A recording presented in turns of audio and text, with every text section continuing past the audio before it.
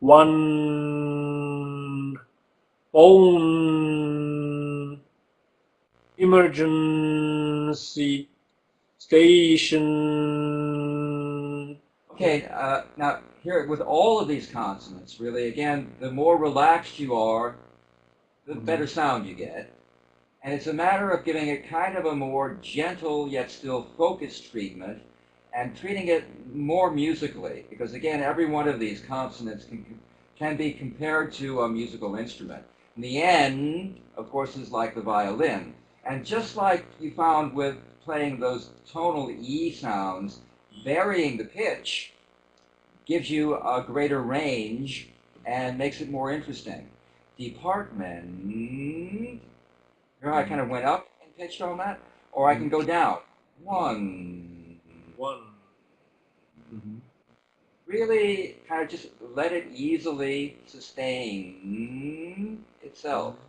Phone. Nice and relaxed, and just let the tongue vibrate.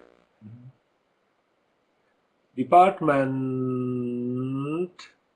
One phone emergency station. One. Good.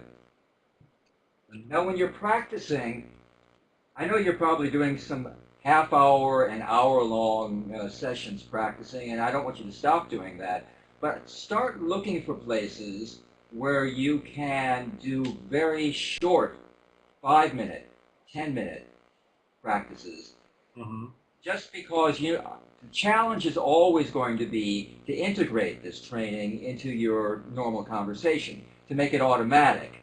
So as frequently as you can remind yourself of the feeling of these sounds, that's more effective in a way than doing an hour of it and then not doing it again for a day. You see what I say? Yes, yes. For example, and I don't know, what you like to do, but I'll just give you an example how someone might be watching television, watching the evening news on the television, and off to the side there on the laptop, you can have the DVD player, and when a commercial comes up, hit the mute button on the TV, go over and do 3 minutes of whatever's coming up on the DVD. Then go back to watching the news. Little tricks like that, give you a chance to maximize, your time. It could be anything that you're doing. I mean, even if you're reading or whatever you're doing, or working on something on the computer, have the DVD set up, perhaps on another place, and be able just to switch over to it for 5 minutes. And actually, even if you're working on some complex left brain activity on your computer, working out schedules or whatever you're doing, it's good for you to take a break from that, every once in a while, take a break from all that left brain activity, go over and do 5 minutes of exercise.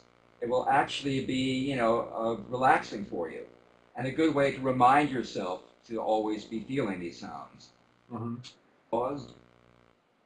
The engineer wearing the badge saw someone jumping from the bridge. Yeah, on badge, it was really more like a batch. See, with a lot of these voiced consonants, you're going to need to avoid it going to the unvoiced cognate. Okay. Yeah. Badge.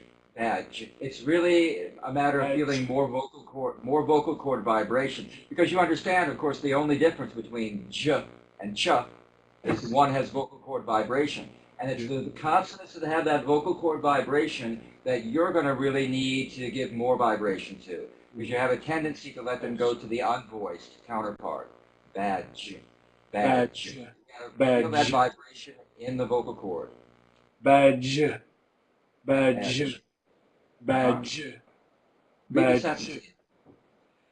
The engineer wearing the badge saw someone jumping from the bridge. Yeah, now that was kind of like a very, deliberate attempt to make sure that you got it right. And that's what you need to do in the early stages. You need to make it that deliberate. Make sure you've got enough vocal cord vibration there. Gene, I was going to ask you when I get a lot of opportunities to talk with people because I don't I'm a supervisor, so I talk steady. Uh, That's great. That's great. That's is there great. anything? Is there anything? I'm always kind of thinking what to focus on. Mhm. Uh, should I just pick one thing or pick more things? And because I have the feeling if I pick too many things, I lose it all.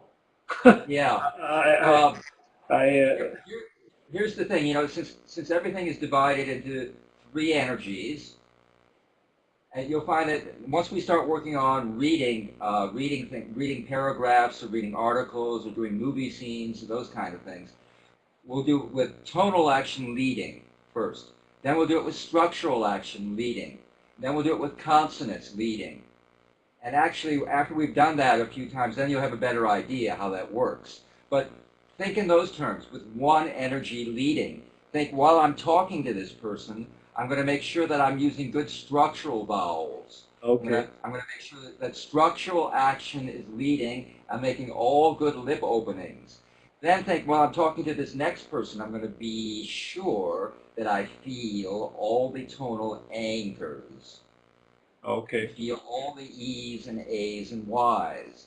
And this next person that I'm talking to, this person, I'm going to make sure that consonant action is leading. okay, okay, And this comes us to the next thing, which is people are going to be asking you, why are you talking like that? yeah, And it's inevitable that you have to go through an awkward stage, yes, to do that. In yes, order to really bring accent modification into the automatic place, you need to go through that awkward stage with people where you can tell them whatever you want.